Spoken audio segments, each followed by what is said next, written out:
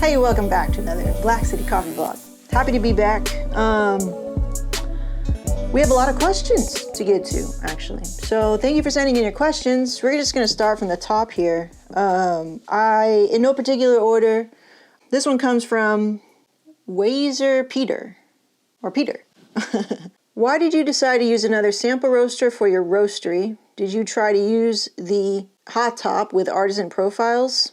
Did you already think about how to handle air pollution? That's really cool. You're thinking about, being environmentally conscious and about the particulates that are going to go into the air after roasting. It is kind of a big deal when you start actually moving beyond your home and going into a big industry and roasting for a full-time job, right? Roasting a lot. The afterburners, the cyclones that you're talking about, basically what those are, what Peter's talking about, there are these devices that I kind of smidge looked into a little bit in terms of like downplaying the smell of coffee roasting, because not everybody likes the smell of coffee roasting. I looked into that a little bit. They're in the thousands of dollars, and they don't particularly always work that well, or even bring down the amount of pollutants in the air. They're not all that efficient. And when I talked to other people who are already in the industry and who are really familiar with it, it wasn't the best solution still.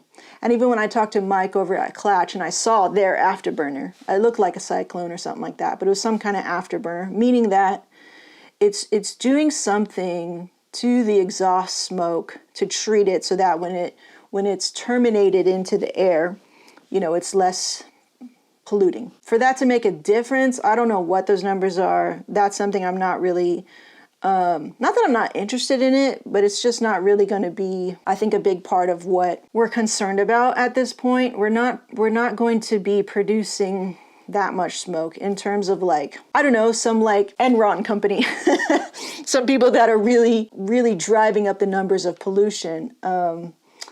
We can kind of do our part in that we just kind of go by the guidelines here in California. If you're in California, in Austria, I have no idea what the regulations are and stuff like that. But you would really just have to see the numbers for yourself to see if an afterburner was in effect worth it for the cost. From the numbers that I've seen is like 20, 30, 50 grand, something like that.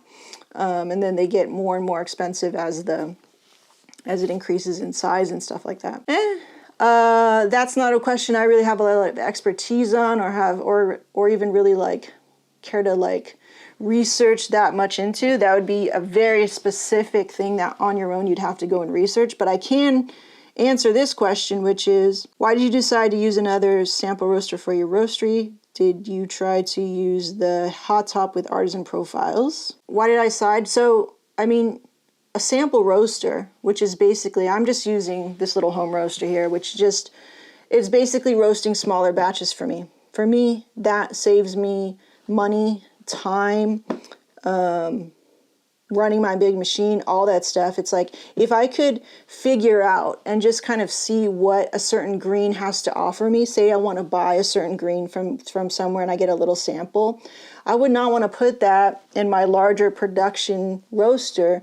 One, it won't be consistent. It's not going to give me consistent readings. The bean temperature or the thermocouples or the probes or whatever, it's not going to give me any really accurate readings. It's way overpowered for that small of a batch. Say I want to do like 50 gram sample, 100 gram sample. And I've done it before. You can find that on the channel where I've done samples on the production roaster. And it's just kind of like, it's a chore. It can be done. I can kind of see what the green has to offer, but not fully. I always feel like I overpower it and it gets way too hot, right? Because it's this huge roaster compared to this small little batch size. So for me, it just saves me time and money with this little sample roaster that I use right now. I use really generic profiles that are already on this machine. It's good enough. It's not perfect. It's annoying most of the time. But the best part of it is that I don't have to babysit it. I just kind of hit some buttons, roast it to a really light level, because the point of all that, of having a little sample roaster like that is just to see what the green has to offer me. I can also roast for myself personally, and I don't have to dig into like my personal stores or go roast this huge batch. I'm not going to move through 2 pounds of coffee on my own.